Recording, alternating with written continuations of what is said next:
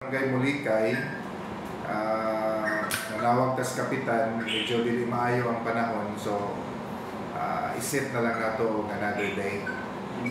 Pero next na ito nga mga schedule ani sa January na, walang i-announce.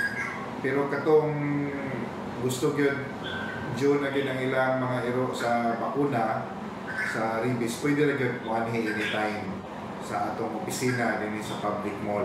Libre daw? Oh, libre naman na siya, pero makuha ka atong certification, mo bayad yung ka og 50. Well, okay.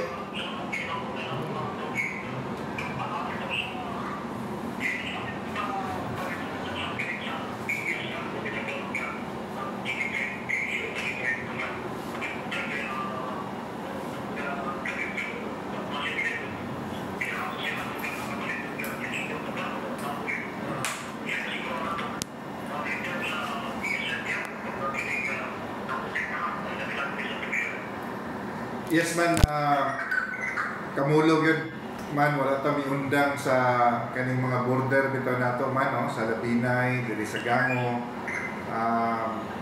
Dili kita basta-basta makapasulod dinhi o mga baboy nga ihawon sa atong slaughterhouse nga walay saktong mga papel.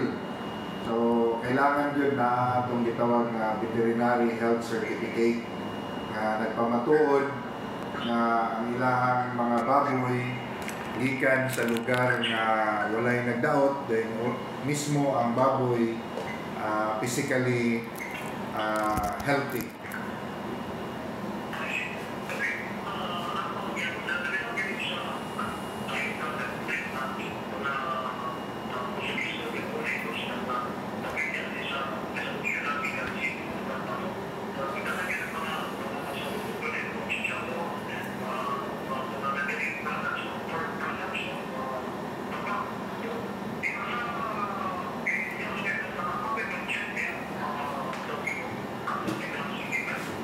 Yes, naata diha man. In fact, naamang po diha ga pwesto ang atong Bureau of Quarantine. So katong mga atong mga taga-Usamis nga mamuli karong December, no, sa holidays, standing gihapon gyud ang ini executive order sa atong gobernador nga nagdili sa mga pork